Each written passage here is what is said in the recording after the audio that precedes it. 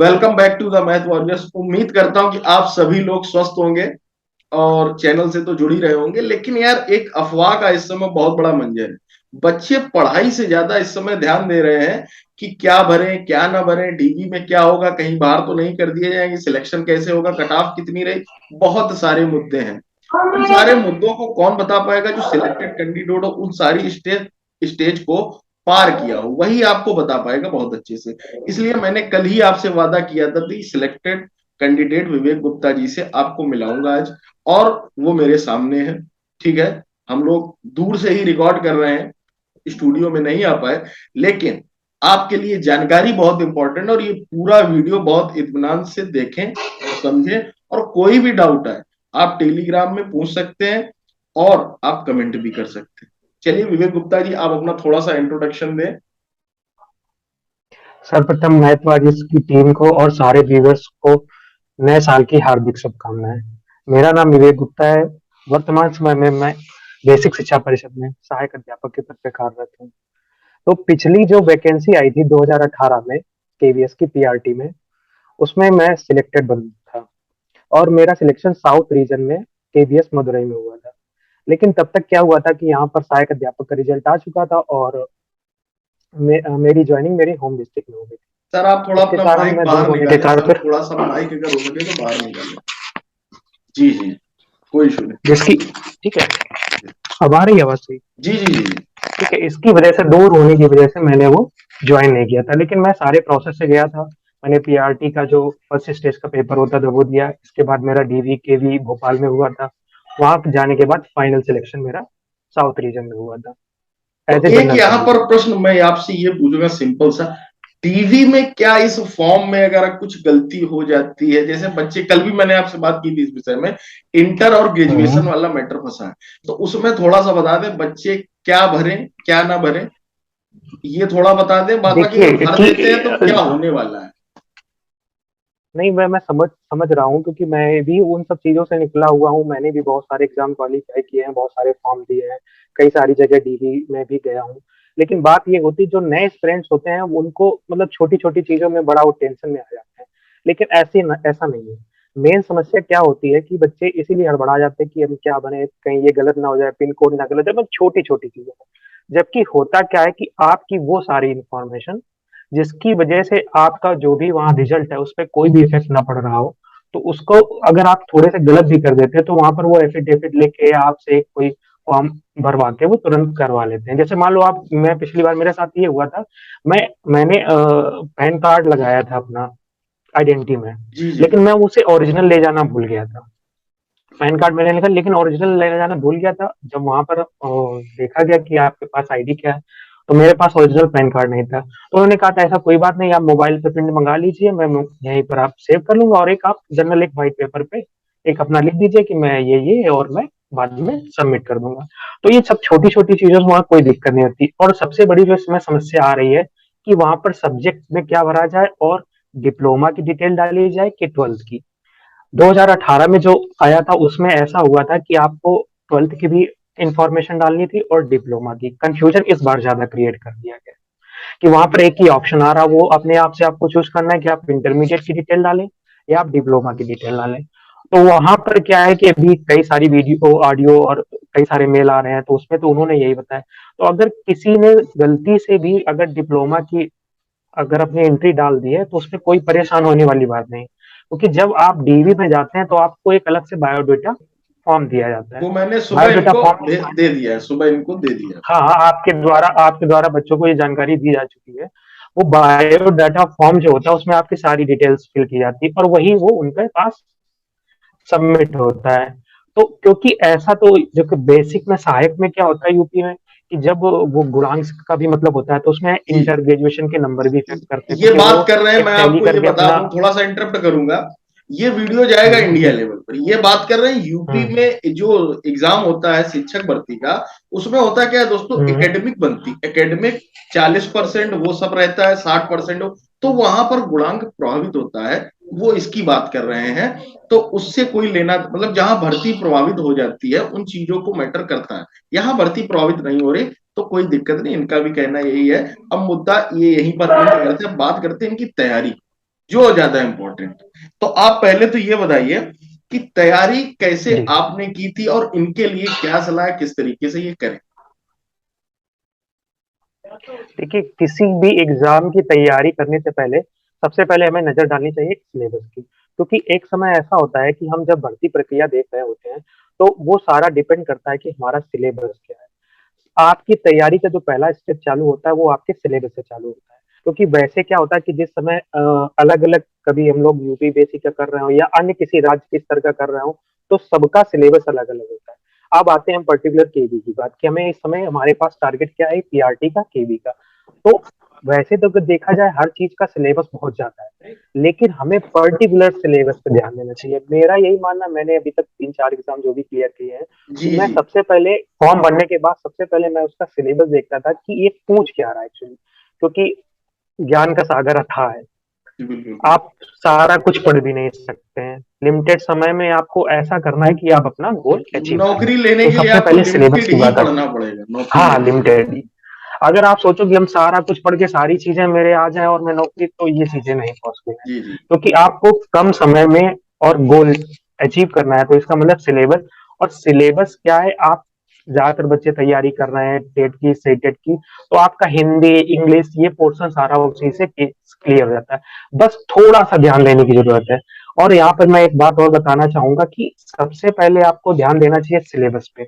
और सिलेबस जब आपको समझ में आ जाए कि हाँ, इस पार्ट से इतना पार्ट आ रहा है और इतना आ रहा है, इसी से रिलेटेड क्वेश्चन आ रहे हैं, इसके बाद आपको आना चाहिए कि पिछले ईयर में क्या पूछा गया है। कहीं ना कहीं आपकी तैयारी का 50% चीजें अगर आपके दिमाग में समझ में आ गई कि पिछले ईयर में पैटर्न क्या है, उसी के हिसाब से। तो मेरी तैयारी तो ऐसी है कि मैंने सबसे पहले सिलेबस देखा, तो उस समय 150 नंबर का पेपर होता था। जी इस बार 180 नंबर का हो रहा है, जी लेकिन जी उस समय 150 नंबर का जी। होता था। तो उसमें इस बार और उस बार में केवल अंतर इतना है कि पेडागोजी बढ़ गया है, क्योंकि एनईपी लागू हो चुकी है, न्यू जी एजुकेशन पॉलिसी। जी। उसमें सबसे ज्यादा है कि टीचर कैसे पढ़ाए, क्या इसलिए पढ़ाए, वो इंटरव्यू एक में भी अलग चीज है, उन्होंने लेकिन एक सेक्शन 30 मार्क्स का जोड़ दिया है, डेमो टीचिंग का, हम्म, इसीलिए। Demo teaching. हाँ, टीचिंग तो मैं उस पर भी आऊंगा, क्योंकि मेरी भी डेमो टीचिंग हुई थी। जी उन्होंने जी मुझे एक टॉपिक दिया था जिसके जी वो इंटरव्यू की आगे की बात है। तो जी सबसे पहले यहाँ से बात आती है कि सिलेबस, सिलेबस के बाद पिछले साल की पेपर। और अगर देखा जाए तो पीआरटी का सिलेबस बहुत बड़ा नहीं है। बेसिक से आपको शुरुआत करनी है। आप ये सोचो कि बहुत हायर लेवल का पूछा जाएगा, बिल्कुल नहीं। अगर आप डेडिकेटेड होकर पढ़ रहे हो, अगर पिछले ईयर का पेपर उठा रहे हो, तो आप देख रहे हो कि बहुत बेसिक बेसिक चीजें। यहाँ तक कि पिछले साल मुझे एक क्वेश्चन याद आ रहा है कि रबी की फसल क्या है। बिल्कुल बेसिक, अच्छा 4-5 बच्चों को पढ़ाया जाता है कि रबी की फसल, जायद की फसल, खरीफ की फसल, ये सब सारी चीजें। तो अगर आपको तैयारी करना है तो आप बेसिक से पढ़िए। और रही बात सबसे ज्यादा पार्ट पेडागोजी का, तो आपने बीएड किया हो या बीटीसी किया हो, उसमें एक सब्जेक्ट ये था, और आपने इससे पहले सीटेट, आप अगर आपने पीआरटी का दिया तो एक्चुअली आप सीटेट दे ही चुके हैं, पास हो चुके हैं। तो सीटेट में जो आपने साइकोलॉजी पढ़ी है, जो पेडागोजी पढ़ी है, वो सारी चीजें उससे रिलेटेड यहाँ भी इसके क्वेश्चन मिलेंगे।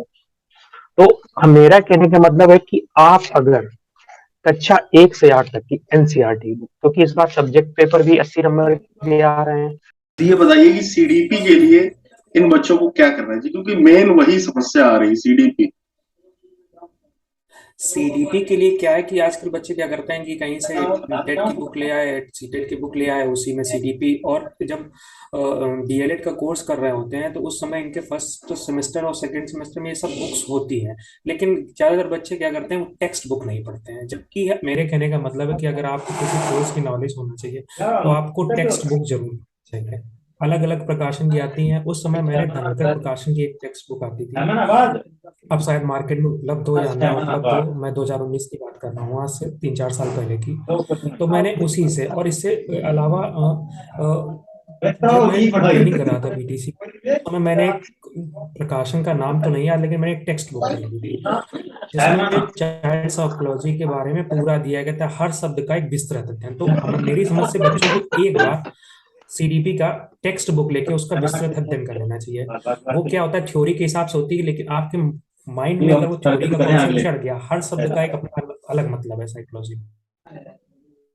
तो अगर वो मतलब आपके आपके अंदर आ गया तो आपको मल्टीपल चॉइस क्वेश्चन करने में कोई, तो मेरी यही सलाह है कि एक बार वो थ्योरी जरूर पढ़ें। आजकल तो मार्केट में और ऑनलाइन सब जगह प्लेटफॉर्म में सब सारी चीज उपलब्ध है। तो मेरा मानना है एक बार अगर आप टेक्स्ट बुक पढ़ लें, इसके बाद प्रैक्टिस सेट लगाएं, तब सही है। प्रैक्टिस सेट के लिए इन्हें जो है क्या ऑनलाइन जैसे एग्जाम है तो ऑफलाइन भी करना चाहिए, ऑनलाइन दोनों ही करने चाहिए मेरे हिसाब से। देखिए ऐसा क्या होता है कि आज अब पिछले कुछ समय से ज्यादा सारे एग्जाम ऑनलाइन हो गए हैं। बहुत से बच्चों को हैबिट है ऑनलाइन एग्जाम देने की। कुछ ऐसे भी बच्चे हैं जो नए हैं, उनको हैबिट नहीं है। तो वो मार्केट में ऑनलाइन सीरीज और ऑफ बहुत सारी हैं। तो कम से कम एक बार जिन्होंने कभी अब आज तक किया नहीं है, तो मेरा तो ये मानना है कि उनको एक बार ऐसी टेस्ट सीरीज लेके प्रैक्टिस जरूर करनी चाहिए। और जो हैबिचुअल है ऑनलाइन पेपर देने का, तो वो ऑफलाइन भी कर सकते हैं। आप अब ये बताएं कि आपका स्कोर कितना आया था उस टाइम। उस टाइम मेरे रिटर्न में 150 में 101, 101 मार्क्स थे। 101 मार्क्स थे। अच्छा 101 मार्क्स थे। अच्छा, आपके 101 मार्क्स थे। और उसके बाद आपके जो है क्या इंटरव्यू में कितने मार्क्स थे? इंटरव्यू के मार्क्स एग्जैक्टली नहीं मुझे इस समय क्लियर है, क्योंकि मार्क्स बाद में टोटल होके आए थे और जनरल की कट ऑफ गई थी वही 68 के अराउंड। अच्छा, जबकि मैं ओबीसी कैटेगरी का है, लेकिन मेरा जो फाइनल सिलेक्शन हुआ था वो जनरल कैटेगरी जनरल में हुआ था, कैटेगरी क्योंकि मैं ओबीसी कट ऑफ से, हाँ, ऊपर। जनरल कैटेगरी में हुआ था। तो जो टोटल नंबर थे वो मेरे 70 पॉइंट समथिंग थे। अच्छा 100% में बन रहा था उस समय, क्या था, 85 और 15 का रेशियो था, 15 का 85 रेशियो, इस 15 का बार रेशियो था। 70-30 का है। अब जो रेशियो घट गया है, अब 70-30 का रेशियो हो गया है कि आपको रिटर्न में 70% और 30। उस समय क्या था कि आपको रिटर्न में 6 आ गया, तो मैं उस समय उस स्टेज पे आके, जब मेरे 101 मार्क्स थे, तो मैं ये बिल्कुल कंफर्म हो गया था कि मुझे मिनिमम नंबर भी इंटर में मिलेंगे तो मेरा फाइनल सिलेक्शन हो जाएगा। और हुआ भी ऐसे ही कि इंटरव्यू देने गए। इंटरव्यू में क्या हुआ कि आपको एक वहां का एक मिनिमम क्राइटेरिया होता है कि अगर आपका 50 है तो आपको 20 से लेके 30 तक नंबर मिलेंगे ही, अपियरेंस का या क्वेश्चन का। बाकी जो एक मिनिमम क्राइटेरिया, मैक्सिमम तो जितना भी है, लेकिन मिनिमम उस क्राइटेरिया शायद उसमें 20 था। तो मैं उस समय बिल्कुल कॉन्फिडेंस में था कि मैं जाऊंगा, और मेरे पास एक्सपीरियंस भी था पढ़ाने का। तो मैं इतना पता था कि मेरा सिलेक्शन हो जाएगा, लेकिन ये नहीं पता था कि ओबीसी से जनरल में सिलेक्शन होकर इतनी दूर स्कूल मिलेगा। दूर भेज दिया जाएगा। अगर आपका ओबीसी से हुआ होता तो शायद आपको पास मिला होता। तो मैं मेरे से कम, जो मेरे से कम गुणांक था, जिनकी क्वालिटी पॉइंट कम थे, उनको आगरा मिल गया। कहीं अगर यूपी में हो, अगर मेरा हो गया तो इस समय केवी में ही पढ़ा रहा हूँ। तो आपने अभी तक कितने एग्जाम निकाले, इनको ये भी बता दीजिए थोड़ा सा। आप बार बार बात कर रहे हैं उसकी, इनको पता भी तो चलना चाहिए क्या एक्सपीरियंस है आपके पास। अच्छा, वर्क अगर लेटेस्ट की बात करें तो मैंने टीजीटी 2016, जी जी, जो अभी हुआ इसका यूपी रिजल्ट में। अभी 2020 में सहायक अध्यापक गणित इंटर कॉलेज में मेरी ज्वाइनिंग लेटर प्रयागराज जिले में हुआ है। लेकिन वहां पर कुछ प्रबंधक वाला विवाद चल रहा था, जिसमें मुझे ज्वाइनिंग लेटर मिलने में अभी देर हुई। अभी हाल ही में मेरे 2-3 महीने पहले ज्वाइनिंग लेटर आया है, लेकिन वहां जब जाने से पता चला कि कुछ विवाद चल रहा है और वो इतनी दूर है, तो अभी मैं उसको स्किप कर रहा हूँ। अच्छा, स्किप कर और दिया। इससे और पहले मेरा उसके बाद और यूपीएसआई कौन सी आपने छोड़ी? 2016, इससे इससे पहले मेरा यूपीएसआई 2016 में हुआ था। और जो उसमें भी क्या 69,000 था, 4 साल शिक्षक भर्ती में आप केस अभी चला है। कार्यरत? और और इससे नहीं, और इससे पहले रेलवे में अच्छा, रेलवे एनटीपीसी एनटीपीसी। 2015 आया था। एनटीपीसी। हाँ, रेलवे का हो गया एग्जाम, यूपीएसआई का हो गया, और इस समय बेसिक शिक्षा परिषद में हूँ, केवीएस का एग्जाम हो गया। और मेरे पास इस समय 10 सीटेट और 10 के आसपास टेट के सर्टिफिकेट हैं, जिसमें हाईएस्ट स्कोर 123। 123। तो आगे क्या इसके कोई और एग्जाम देने हैं क्या? नहीं, अभी तो बस अभी ये समझ लो कि कुछ एग्जाम अभी है, अच्छा अच्छा, कुछ अभी जैसा जो बाकी है। कुछ होगा वो। सकते हैं कि कितने एग्जाम इन्होंने क्लियर किए और बड़ा आसानी से अभी नहीं, भी एक लगे बात हुए और हैं। मैं, एक जी जी नहीं, जी। एक एस्पिरेंट्स को मैं और देना चाहता हूँ कि जैसे ही मेरा एज हुई और मेरे पास क्वालिफिकेशन आई, मैंने उस वक्त से एग्जाम देना चालू कर दी जब तक मेरी जॉब नहीं लगी। मतलब कहने का मतलब, लोग क्या करते हैं कि एक बार टेट दे दिया, लेकिन मैंने क्या किया, 2015 से लगा के और 2018 या 19 तक जितने भी टेट, सी टेट, जितने भी एग्जाम है, मैं सारे एग्जाम कॉन्टिन्यूस अपने स्तर के देता हाँ, रहा। देते और रहे, उसी लगे वजह रहे से जब मैं मतलब। लगे रहे, कॉन्टिन्यूस लगा रहा, तो फाइनल ये हुआ कि मुझे एक वर्ष 2019 मेरा ऐसा आया कि मेरे पास एक साथ 3-3 वैकेंसी के ज्वाइनिंग लेटर थे। ज्वाइनिंग आया था। ये चीजें तो उम्मीद करता हूँ कि इस वीडियो में आपको सारी चीजें क्लियर हो गई हैं। ठीक है।